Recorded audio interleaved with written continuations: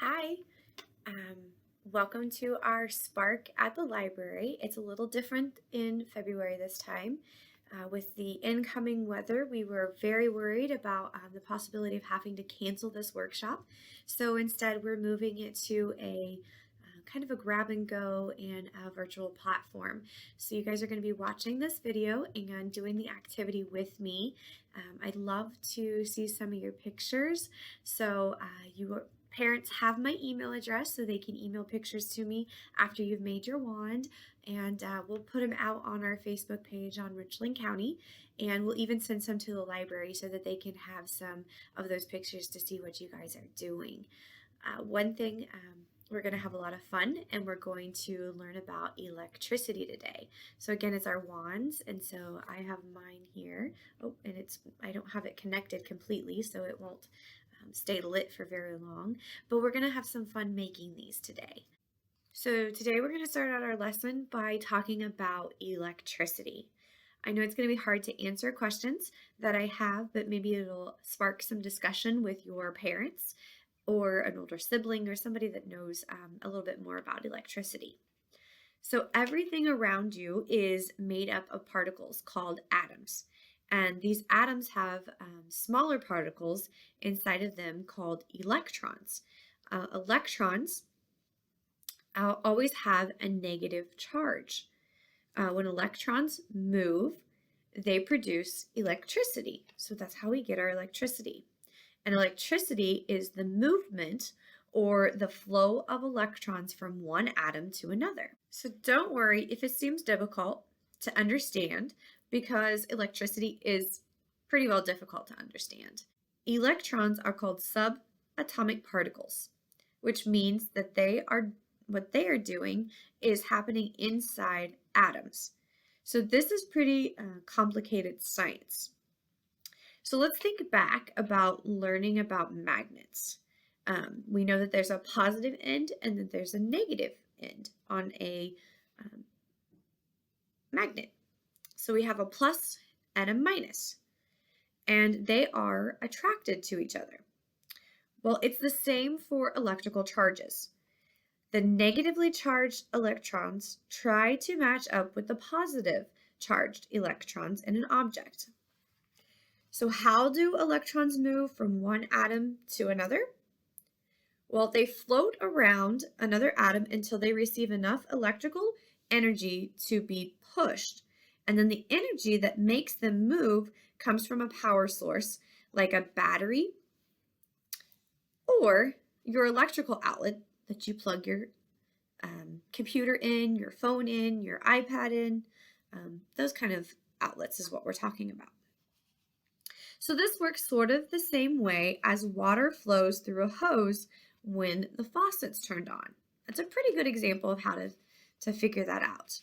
So when you turn on a switch, like a light switch, or plug in an appliance, electrons start flowing through those wires. And then, which is what we call power. And then you probably know that some electronic items uses batteries, or some can be plugged into a wall outlet, and that's how we recharge our batteries. So what is the difference?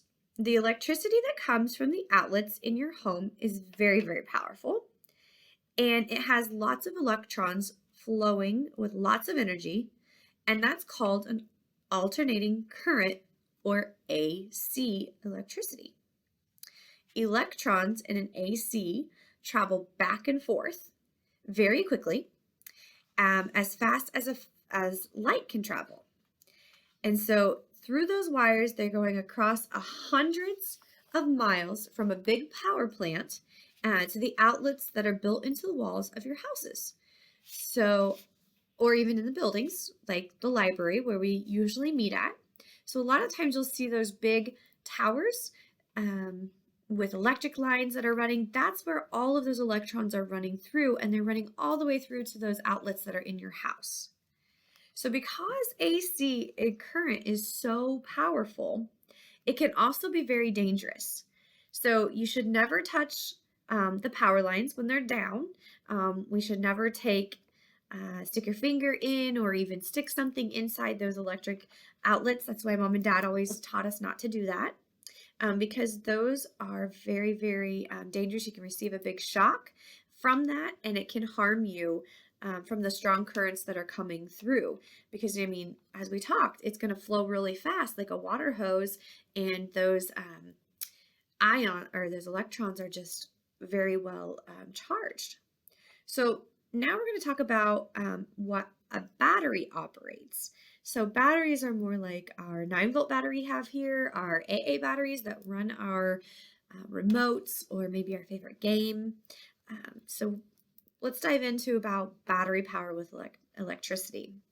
So batteries provide a much less powerful form of electricity called direct current or DC electricity. In direct current, electrons only travel in one direction. So remember, the alternating current was they flowed all the way around and they traveled back and forth. So in a battery, in DC current or direct current, they only travel in one direction. When we talk about that, they travel from one direction, from the negative end of the terminal to the positive end of the terminal. So on the batteries, the positive and the negative end. And then through the battery, and then they come back. So it's a big loop. Whereas the AC current can go back and forth, can almost be a straight line, where this is a big loop. So the current flowing through wires connected to batteries is much safer than the AC current because it's not as strong.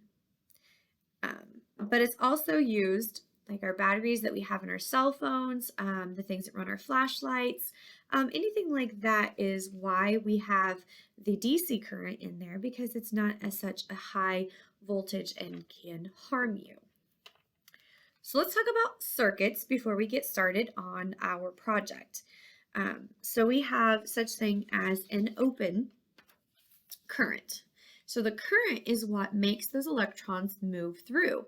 So right now I'm going to show you, if I go and I put this on here, I can't light up any of my lights because I have an open circuit. As you can see, my other wire here is not connected to the battery. So that's considered an open circuit. Now, once I put the battery to it, as you see, my light came on because it's a closed circuit. So all of those electrons are moving from the negative side through lighting up the light and going back to the positive side. So we have a closed circuit and we have those electrons flowing through the direct current. So how do you think you would live in a life without electricity, even if we didn't have batteries? You know, sometimes a strong wind can come and storms can knock down power lines. Ice that's maybe coming might knock out the power too. And so it would break the flow. Again, that would break that current that's going. So it would be an open current. And so then we wouldn't have electricity. So when that happens, the electrons stop flowing and they can't make it wherever they're heading to. When no electricity is flowing into your house and none of the outlets will work then. And so you can't just plug in and recharge your battery, but you can still use battery operated light in your house to do other activities.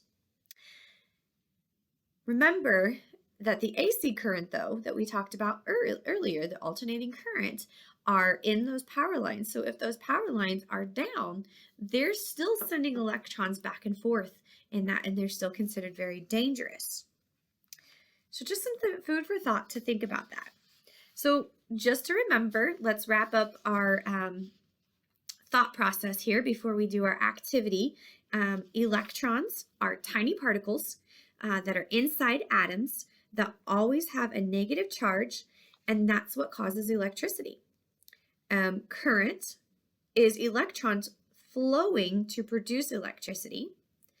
And then remember that an open circuit means that it has a broken pathway. So just like that light we talked about, I couldn't light my Christmas light up because I didn't have both of them connected to a negative and a positive. So we had an open current.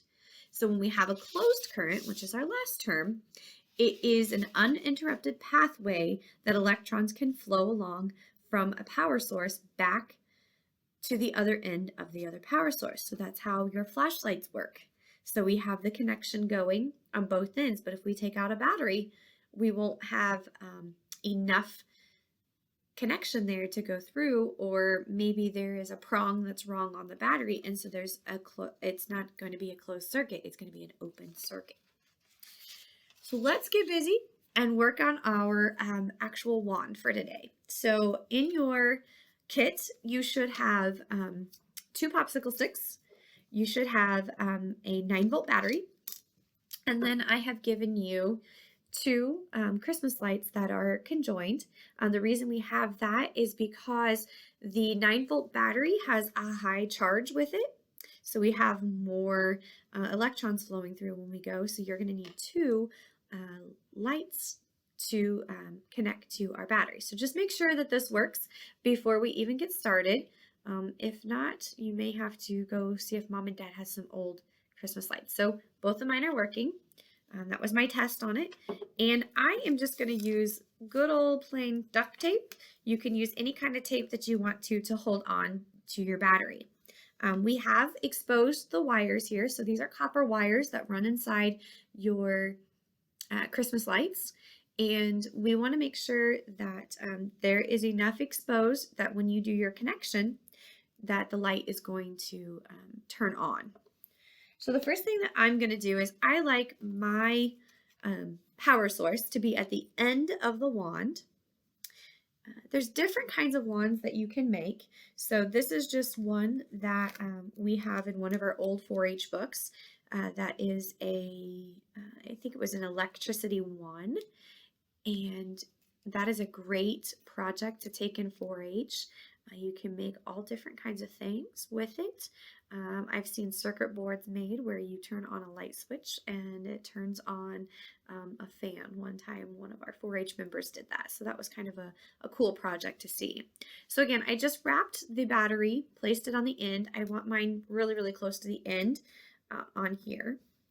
And then we're going to try to place our light source here on here. Again, remember, we have to have the positive with the positive and negative with the negative, so you may have to flip them around and try before you actually put your light source together. And I'm just going to barely touch it.